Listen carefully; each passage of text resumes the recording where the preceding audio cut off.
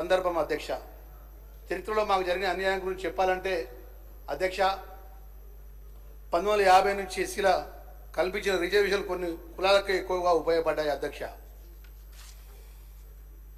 మాదిగలకు అదేవిధంగా మరియు వాటి ఉపకులాల ప్రభుత్వ ఉద్యోగ విద్యా అవకాశాలు వెనుకబడ్డాము అధ్యక్ష. ఈ వెనుకబాటును సరిదిద్దడం కోసం అధ్యక్ష 1994 మా మాదిగ జాతి సంఘాలు పార్టీలకు అతీతంగా మా వాటా కోసం ఎస్సీ వర్గీకరణ కోసం ఉద్యమాన్ని చేపట్టాం అధ్యక్ష. ఈ ఉద్యమంలో రాష్ట్ర వ్యాప్తంగా కాకుండా దేశవ్యాప్తంగా కూడా పెద్ద ఎత్తున అలజడి సృష్టించాం అధ్యక్ష. అలజడి సృష్టించినటువంటి జగమైన సత్యం అధ్యక్ష. ఈ ఎస్సీ వర్గీకరణ ఆందోళన ఫలితంగా అధ్యక్ష ఉమ్మడి ఆంధ్రప్రదేశ్ ప్రభుత్వం Shri justice P Ramachandra Raju retired నేతృత్వంలో అధ్యయనం చేసి ప్రభుత్వానికి సిఫారసు చేయడం ఏకసభ్య విచారణ కమిషన్ నియమించింది అధ్యక్ష. ఈ కమిషన్ ఎస్సీలకు 4 గ్రూపులుగా ఏపీసీడీలుగా వర్గీకరించి సిఫారసు చేసింది అధ్యక్ష. దీని ప్రకారం అప్పటి ఆంధ్రప్రదేశ్ ప్రభుత్వం షెడ్యూల్ కులాల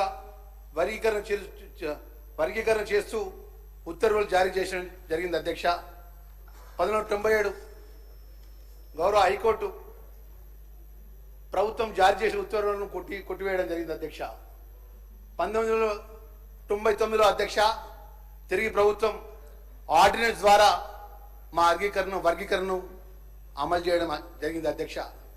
అధ్యక్ష 2000 నుంచి 2004 వరకు ఏదైతే అప్పుడున్నటువంటి ప్రభుత్వం వర్గీకరణ అమలు చేసినటువంటి సందర్భంలో పట్ల ఏదైతే కేటగిరీ ABCDగా ఏకు 1%, బికి 7%, సికి 6%, డికి 1%గా 4 కేటగిరీలుగా అప్పుడు 2000 నుంచి 2004 వరకు వర్గీకరణ అమలైనటువంటి సందర్భం చెప్తూ అధ్యక్ష అత్యంత ముఖ్యమైన విషయం అధ్యక్ష 1952 నుంచి 2000 సంవత్సరం వరకు 48 సంవత్సరాల లోపల మా మాదిగలకు కేవలం 18,000 ఉద్యోగాలే ప్రభుత్వ ఉద్యోగాలు రావడం జరిగింది అధ్యక్ష. కేటగరైజేషన్ వర్గీకరణ జరిగిన తర్వాత అధ్యక్ష 2000 ఏదైతే వర్గీకరణ జరిగిన తర్వాత అధ్యక్ష 2004 నుంచి 4 సంవత్సరాల లోపల అధ్యక్ష దయవుంచి వినండి అధ్యక్ష 4 సంవత్సరాల లోపలనే 22,500 మందికి మాదిగ వర్గాలకు మాదిగ ఉపకులాలకు ప్రభుత్వ ఉద్యోగాలు ఇచ్చిన విషయాన్ని మీ ద్వారా ప్రభుత్వానికి తెలియజేస్తున్న అధ్యక్ష కేటగరైజేషన్ జరిగిన 4 సంవత్సరాల లోపలనే మాకు 22,500 ఉద్యోగాలు రావడం జరిగింది. అదే 48 సంవత్సరాల లోపల కేవలం 18,000 ఉద్యోగాలే మా మాదిగ వర్గానికి విద్యాపరంగా కానీ ఉద్యోగపరంగా కానీ అవకాశం రావచ్చిన విషయాన్ని ఈ సందర్భంగా మనవి చేస్తూ అధ్యక్ష 5/11/2004 ఈ చిన్నయ్య షెడ్యూల్ కులాల వర్గీకరణ కోసం సుప్రీంకోర్టులో వారు సవాల్ చేసినారు. సుప్రీంకోర్టుకు వారు అప్పీల్ దాఖలు చేసినారు అధ్యక్ష. ఈ విషయంపై 2004 సుప్రీంకోర్టు 5 న్యాయమూర్తి ధర్మాసనం తీర్పిచ్చింది అధ్యక్ష. ఏమనంటే అధ్యక్ష ఎస్సీలు ఒక రకమైన సమూహం, ఇది హోమోజీనియస్ కాబట్టి ఇది ఆర్టికల్ 340 ప్రకారం చెల్లదు మరియు ఆర్టికల్ 14 యొక్క ఉల్లంఘన జరిగింది కాబట్టి చెల్లదని తీర్పిచ్చింది అధ్యక్ష. ఈ ఆల్ట్రా వైస్ అన్నారు అధ్యక్ష. ఆల్ట్రా వైస్ అంటే అధికార పరిధికి మించి అర్థం అంటే చట్టపరంగా కేంద్ర ప్రభుత్వమే చేయాలని రాష్ట్రాలు చేయకూడదని అధ్యక్ష అప్పుడు తీర్పు ఇవ్వడం అధ్యక్ష 2005లో అప్పుడు ఆంధ్రప్రదేశ్లో అది మా కాంగ్రెస్ పార్టీ ప్రభుత్వంలో గౌరవ ముఖ్యమంత్రి స్వర్గీయ వైఎస్ రాజశేఖర రెడ్డి గారికి అప్పుడున్న శాసనసభలో ఈ వర్గీకరణపై తీర్మానం చేసి పార్లమెంట్కి పంపించడం జరిగింది అధ్యక్ష. దీని ప్రకారం కేంద్రంలో ఉన్న కాంగ్రెస్ పార్టీ ప్రభుత్వం అప్పుడు జస్టిస్ ఉషా మెహ్రా రిటైర్డ్ నేతృత్వంలో ఎస్సీ వర్గీకరణ కోసం కమిషన్ ఏర్పాటు చేయడం జరిగింది అధ్యక్ష. దానిలో భాగంగా అధ్యక్ష మా అఖిల భారత కాంగ్రెస్ పార్టీ నాయకులు రాహుల్ గాంధీ గారు 15/8/2018 అధ్యక్ష ఆ రోజు మా పిసిసి అధ్యక్షుడు ఉత్తమ్ కుమార్ రెడ్డి గారు ఎన్నికల్లో భాగంగా ఈ తెలంగాణ రాష్ట్రానికి సంబంధించిన వర్గీకరణ విషయంలో రాహుల్ గాంధీ గారు ప్రకటన చేసినారు అధ్యక్ష. ఖచ్చితంగా ఈ రాష్ట్రంలో కాంగ్రెస్ పార్టీ అధికారంలోకి వస్తే ఆ సుప్రీంకోర్టు పరంగా కానీ ప్రభుత్వం అన్ని విధాలా సహకరించే విధంగా ముందుకెళ్తుంది. వర్గీకరణ కట్టుబడి ఉంటామని చెప్పి 15/8/2018 రాహుల్ గాంధీ గారు ప్రకటించిన విషయాన్ని మీ దృష్టికి తీసుకొస్తున్న అధ్యక్ష. అదేవిధంగా అధ్యక్ష, ఏదైతే చేవెళ్ళ ఎస్సీ డిక్లరేషన్లో మా అఖిల భారత కాంగ్రెస్ పార్టీ అధ్యక్ష మల్లికార్జున్ ఖార్గే గారు వారు ఏదైతే ఎస్సీ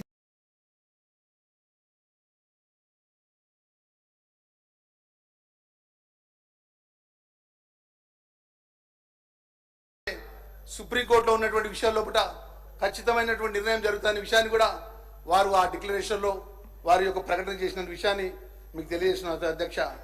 ఈ చిత్తశుద్ధి నమ్మి మా నాయకుడు గౌరవనీయులు పెద్ద రేవంత్ రెడ్డి గారిపై నమ్మకంతో ప్రజలు ఆశీర్వదించి ప్రజాపాలన తెచ్చుకున్నాం అధ్యక్ష.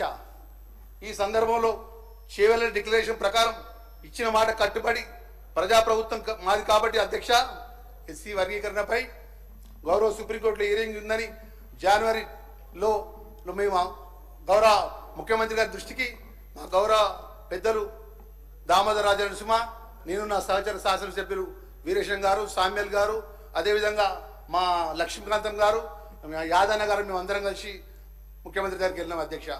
సార్, ఫిబ్రవరి మొదటి వారం లోపల ఈ యొక్క సుప్రీంకోర్టులో వాదనలు ఉన్నాయి. మన రాష్ట్ర ప్రభుత్వం ద్వారా మనం వాదనలు నిలిపేయాలంటే ఒకటే మాట చెప్పినారు. మీరు శాసనసభ్యులు, ఆ వర్గానికి చెందిన శాసనసభ్యులు ఉన్నారు, మీ మంత్రి దామోదర్ గారికి నేను చెప్తున్నా, మీరు దేశంలో ఉన్నటువంటి అత్యంత గొప్ప సీనియర్ అడిట్ కౌన్సిల్ ఎవరు ఉంటే వారిని ఏర్పాటు చేయండి. నేను ఇప్పుడే అడ్వకేట్ జనరల్ సుదర్శన్ రెడ్డి గారికి మాట్లాడతా అని చెప్పి మా అందరి ముగ్గురు సుదర్శన్ రెడ్డికి అడ్వకేట్ జనరల్ గారికి మాట్లాడి ఏదైతే రాష్ట్ర ప్రభుత్వం ద్వారా వర్గీకరణ కోసం సంబంధించినటువంటి మెటీరియల్ ఏదైతే ఉన్నదో మీరు పూర్తిగా పేపర్ పరంగా అన్ని కూడా తయారు చేసి సీనియర్ అడ్వకేట్ని అక్కడికి ఏర్పాటు చేసే విధంగా నేను ఆదేశాలు ఇస్తానని చెప్పి ముఖ్యమంత్రిగా వారు ఆదేశాలు ఇచ్చడం జరిగింది అధ్యక్ష. మరి దానిలో భాగంగా అధ్యక్ష, మేము పెద్దలు మా దామోదర రాజనరసింహ నేతృత్వంలో మేము ఢిల్లీకి నేను కానీ, అదేవిధంగా మా కమ్మంపల్లి సత్యనారాయణ, మా వేముల వీరేశం, సామ్యల్ గారు, అదేవిధంగా మా లక్ష్మీకాంతరావు గారు, మా యాదన్న గారు, మేము అందరం కూడా ఢిల్లీలో ఫిబ్రవరి 6, 7, 8 తారీఖు అధ్యక్ష 3 రోజులు రాష్ట్ర ప్రభుత్వం ద్వారా, అదేవిధంగా పంజాబ్కు సంబంధించినటువంటి ఏదైతే దేవేందర్ సింగ్ సంబంధించిన అడ్వకేట్స్ కానీ మన సీనియర్ కౌన్సిల్ ఏదైతే ఉన్నదో అధ్యక్ష, అప్పుడు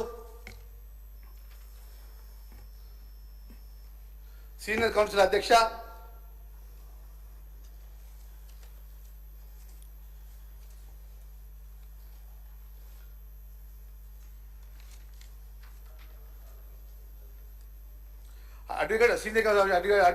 సిద్ధార్థ లోత్రాని సీనియర్ సుప్రీంకోర్టు అడ్వకేట్ను రాష్ట్ర ప్రభుత్వం ముఖ్యమంత్రి గారు ఆదేశానుసారం ఏదైతే అడ్వకేట్ జనరల్ సుదర్శన్ రెడ్డి గారు ఏర్పాటు చేసిన విషయం లోపల ఫిబ్రవరి మొదటి వారంలో 6, 7, 8, 3 రోజుల అధ్యక్ష మనం వాదనలు నిలిపేయడం జరిగింది అధ్యక్ష.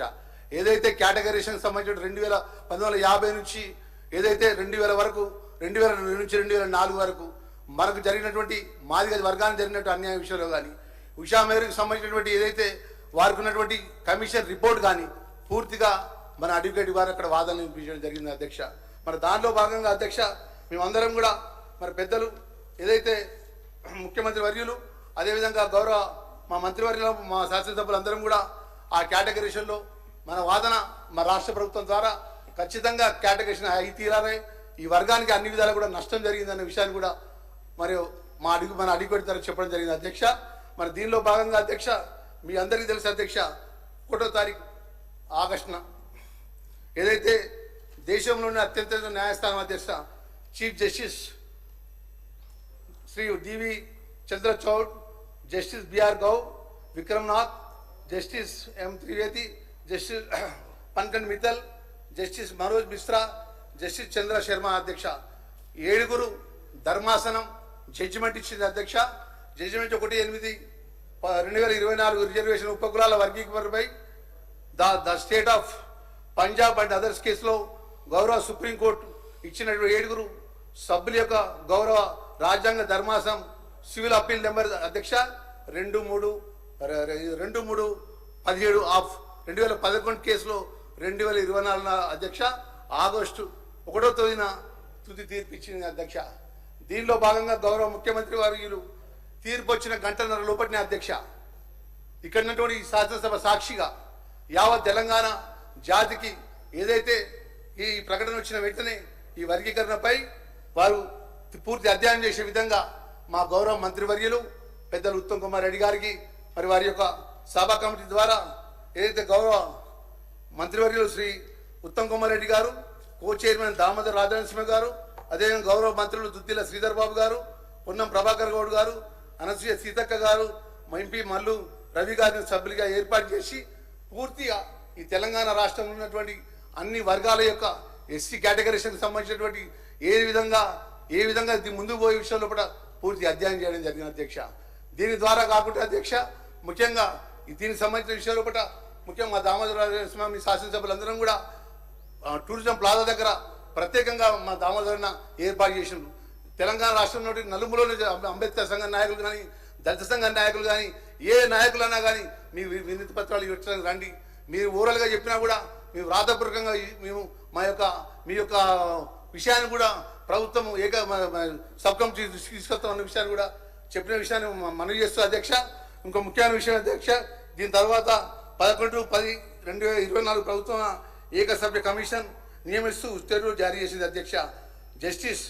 రిటైర్డ్ జస్టిస్ షమీం అఖ్తర్ 11/10/24 నియమించిన అధ్యక్ష ప్రభుత్వం.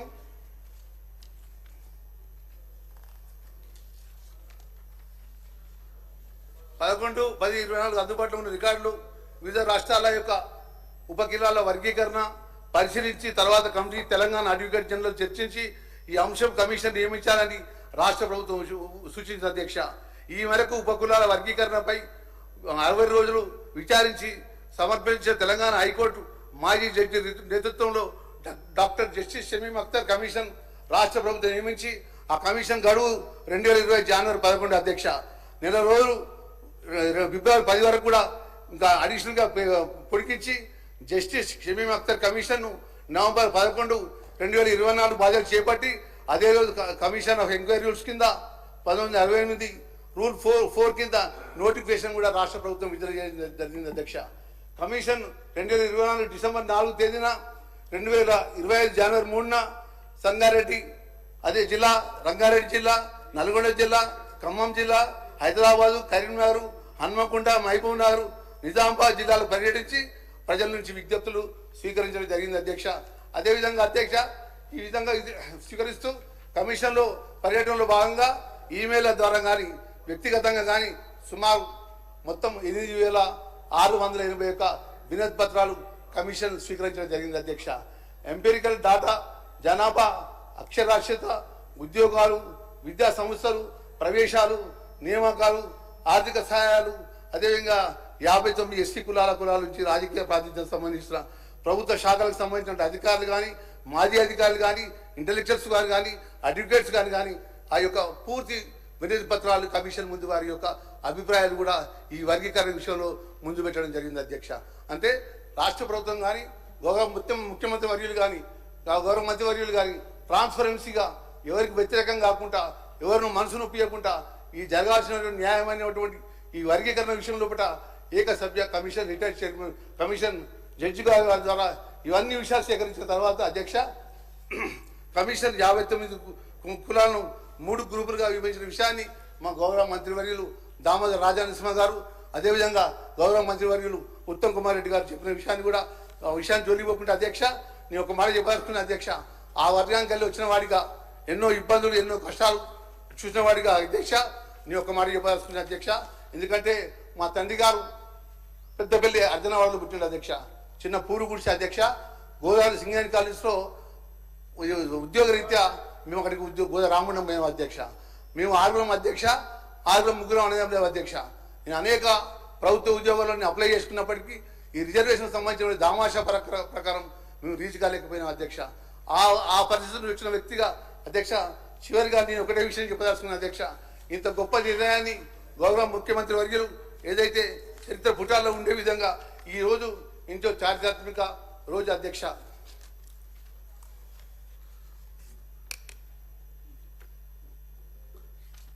ఈ రోజు ఎంతో చారిత్రాత్మక రోజు అధ్యక్ష.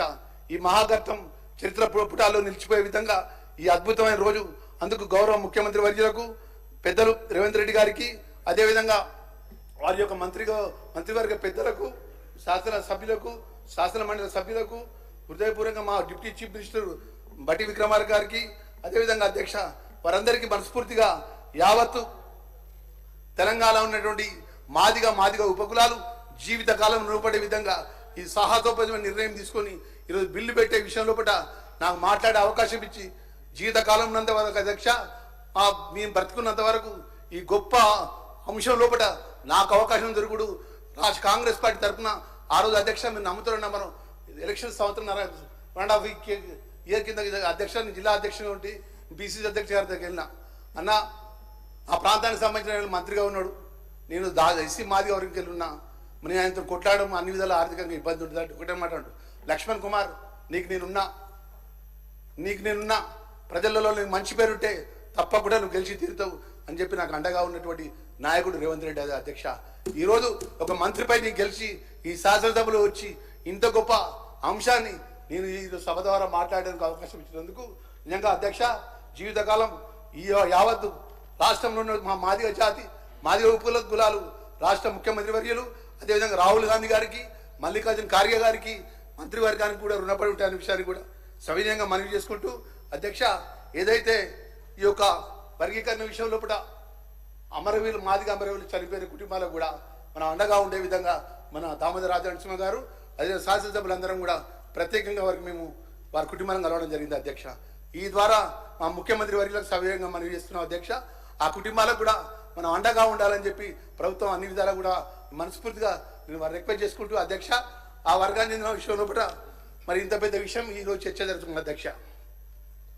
మేము కూడా అనుకున్నాం ఆ రోజు తెలంగాణ రాకముందు డప్పు కొట్టేది మేము, ధర్నా చేసేది మేము, అది ఏదైతే ఏ రాజకీయ పార్టీ పిలిపించిన మాదిగా దళిత వర్గాలకు ముందుంటాం అధ్యక్ష. మా దళితులను ముఖ్యమంత్రి చేస్తున్నటువంటి ఆపోజిషన్ నాయకుడు వచ్చాడు కూర్చుంటాడు అనుకున్నాం అధ్యక్ష. మేము ఇంత